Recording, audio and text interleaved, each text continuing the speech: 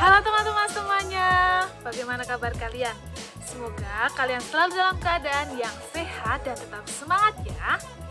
Nah, pada hari ini kita akan belajar bahasa Indonesia tentang ide pokok. Teman-teman pasti sudah pernah belajar ya tentang ide pokok.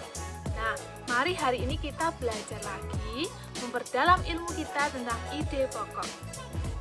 Ada yang masih ingat apa itu ide pokok? Yo, suaranya yang keras, tunjuk jari.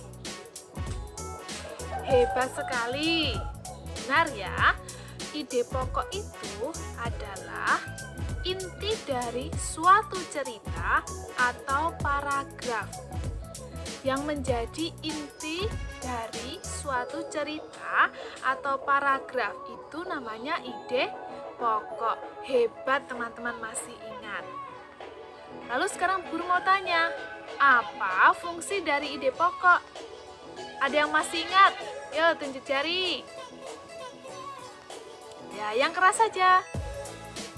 Oke, hebat sekali. Ya, fungsi dari ide pokok itu adalah untuk memberikan informasi ya dari cerita itu ya. Kemudian juga membantu memperjelas apa sih isi dari cerita itu atau dari paragraf tersebut. Nah, itu adalah fungsi dari ide pokok. Kemudian, bagaimana caranya menentukan ide pokok? Siapa yang masih ingat? Hebat, semua ingat. Nah, yang pertama dengan kita membaca ya dari cerita atau paragraf tersebut. Kemudian yang kedua menentukan kalimat utamanya. Ya, yang menjadi kalimat utamanya apa? Lalu menentukan ide pokok dari cerita atau paragraf tersebut. Nah, mudah sekali bukan caranya? Teman-teman, terkadang ketika kita menentukan ide pokok itu sering bingung. Apa sih, Bu? Dalam paragraf itu yang menjadi ide pokoknya?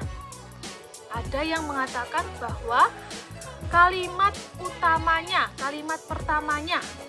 Ada yang mengatakan juga yang kalimat terakhir atau yang ada di tengah, jadi tidak menentu. Nah, teman-teman tidak usah bingung ya. Yang penting kita terus berlatih ya dan membaca. Nah, membaca cerita tentunya.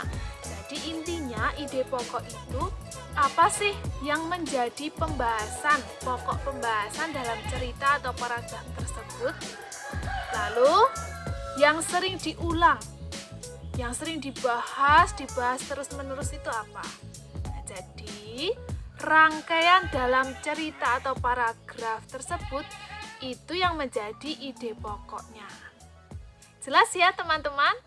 Oke, supaya lebih jelas, di sini Bu Guru ada contohnya. Teman-teman silahkan mendengarkan dan menyimak baik-baik dari rumah. Oke, siap ya? Nah, di sini adalah cerita atau paragraf tentang organ gerak manusia dan hewan.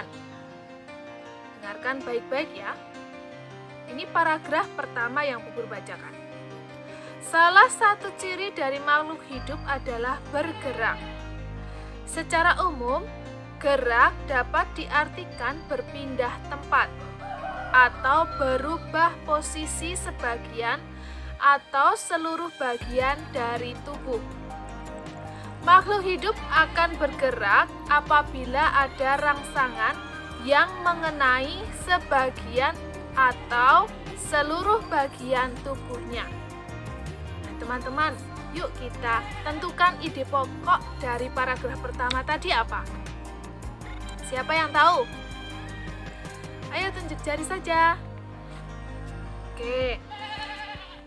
Nah, ide pokok dari paragraf pertama tadi ada di kalimat pertama, yaitu salah satu ciri dari makhluk hidup adalah bergerak. Nah, yang lainnya itu adalah kalimat penjelas atau pendukungnya, bahwa gerak itu bisa diartikan berpindah tempat atau berubah posisinya.